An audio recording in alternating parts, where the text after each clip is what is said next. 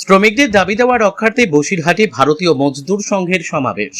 ভারতীয় মজদুর সংঘের দলীয় কার্যালয় উদ্বোধন এবং শ্রমিক সমাবেশকে কেন্দ্র করে সরগরম হয়ে উঠল বসিরহাট। বসিরহাট রবীন্দ্র ভবনে ভারতীয় মজদুর সংঘের বসিরহাট নগর কমিটির উদ্যোগে আয়োজিত এই সমাবেশে মহকুমার বিভিন্ন প্রান্ত থেকে বিভিন্ন পেশার সঙ্গে যুক্ত শ্রমিকেরা অংশ নেন। সংগঠনের দাবি, সমাবেশে কয়েক হাজার শ্রমিকের জমায়েত হয়েছিল। এই দিনের কর্মসূচিতে উপস্থিত ছিলেন ভারতীয় মজদুর সংঘের উত্তর 24 পরগনা জেলার সাধারণ সম্পাদক মনীষ বিশ্বাস, বিজেপির বসিরহাট সাংগঠনিক জেলার সভাপতি সুকল্যাণ বৈদ্য ও বসিরহাট দক্ষিণের বিজেপি নেতা তথা প্রার্থী ডক্টর সূর্য ব্যানার্জি সহ ভারতীয় মজদুর সংঘের একাধিক শ্রমিক নেতা, কর্মী ও সমর্থক। সমাবেশের পাশাপাশি সংগঠনের দলীয় কার্যালয়েরও উদ্বোধন করা হয়। শ্রমিকদের বিভিন্ন সমস্যা, তাদের ন্যায্য অধিকার এবং কর্মক্ষেত্রের নিরাপত্তা ও সুযোগ সুবিধা নিয়ে এদিনের সভায় আলোচনা হয়। সংগঠনের নেতৃত্বের বক্তব্য, অসংগঠিত ক্ষেত্রের শ্রমিক থেকে শুরু করে বিভিন্ন পেশার সঙ্গে যুক্ত কর্মীদের একাধিক সমস্যা দীর্ঘদিন ধরে রয়েছে। সেই সমস্যাগুলি চিহ্নিত করে শ্রমিকদের পাশে দাঁড়ানো এবং তাদের দাবি দেওয়া আদায়ে সাংগঠনিকভাবে আন্দোলন গড়ে তোলাই তাদের অন্যতম লক্ষ্য। এদিন বক্তব্য রাখতে গিয়ে বসিরহাট দক্ষিণের বিজেপি নেতা ডক্টর সূর্য ব্যানার্জি তৃণমূল পরিচালিত পূর্ববর্তী সরকারের আমলে শ্রমিক সংগঠনগুলির ভূমিকা নিয়ে সরব হন। তার অভিযোগ, সেই সময়ে বিভিন্ন শ্রমিক সংগঠন কার্যত তোলাবাজির আখড়ায় পরিণত হয়েছিল। শ্রমিকদের ন্যায্য দাবি পূরণের পরিবর্তে টাকা লেনদেনকে প্রাধান্য দেওয়া হতো বলেও অভিযোগ করেন তিনি। যদিও তার এই অভিযোগের বিষয়ে তৃণমূলের কোনো প্রতিক্রিয়া এদিন পাওয়া যায়নি। সূর্য ব্যানার্জির দাবি, এখন সেই পরিস্থিতির পরিবর্তন হয়েছে। শ্রমিকদের স্বার্থে ভারতীয় মজদুর সংঘ সবসময় তাদের পাশে থাকবে।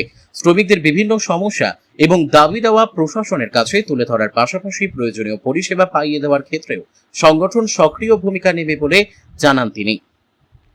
সংগঠনের নেতৃত্বের বক্তব্য, শ্রমিকদের সঙ্গে সরাসরি যোগাযোগ আরো বাড়াতেই বসিরহাটে এই কার্যালয় চালু করা হলো। এর মাধ্যমে মহকুমার বিভিন্ন এলাকার শ্রমিকেরা তাদের সমস্যার কথা সংগঠনের নেতৃত্বকে জানাতে পারবেন। শ্রমিকদের দাবি দেওয়া নিয়ে আগামী দিনে ধারাবাহিক কর্মসূচি নেওয়ারও ইঙ্গিত দেওয়া হয়েছে সংগঠনের তরফে। বসিরহাট থেকে প্রদীপ সরকারের রিপোর্ট, বিগ নিউজ বাংলা। দেখুন, বিষয় হচ্ছে যে ভারতীয় মজদুর সংঘ আমাদের রাষ্ট্রীয় স্বয়ংসেবক সংঘের শ্রমিক সংগঠন। তো দীর্ঘদিন ধরে একেবারে 71তম বর্ষ গেছে গত 23শে জুলাই। বসিরহাটে নতুন করে ভারতীয় মজদুর সংঘের বিস্তৃতি লাভ করছে।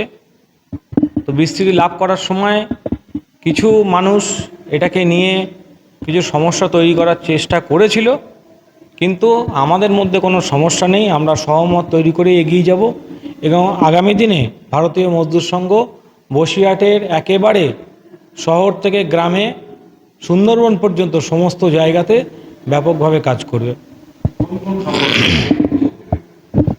আজকে রাষ্ট্রীয় স্বয়ংসেবক সংঘের 14খানা সংগঠন যারা বসিরহাট জেলাতে কাজ করে, তাদের সবাইকে এখানে ভারতীয় মজদুর সংঘের থেকে আহ্বান করা হয়েছিল এবং প্রত্যেক সংগঠনের প্রমুখ কার্যকর্তারা এখানে উপস্থিত হয়েছে।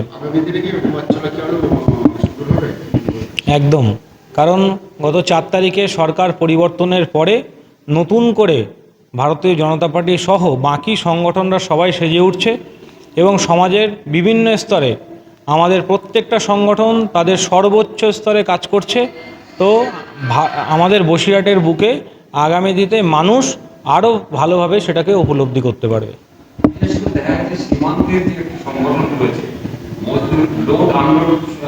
সংগঠন আছে এবং ট্রাক শ্রমিক সংগঠন আছে।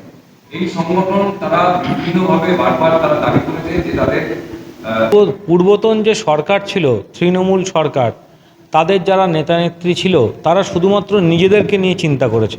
তারা নিজেদেরকে পকেট ভরেছে, তারা দুর্নীতিপরায়ণ। তো সেটা খুব স্বাভাবিক যে তারা নিজেদের চিন্তাই করবে, বাকি শ্রমিক থেকে শুরু করে বাকি সমাজের সাধারণ মানুষের কথা তারা চিন্তা করেনি। সেই জন্য তারা কোনোভাবে সচেষ্ট হয়নি যে শ্রমিকদের সমস্যা মেটানোর জন্য, ট্রাক মালিকদের সমস্যা মেটানোর জন্য, বর্ডারে লোডিং আনলোডিং যে সমস্যা আছে শ্রমিকদের, তাদের সমস্যা মেটানোর জন্য।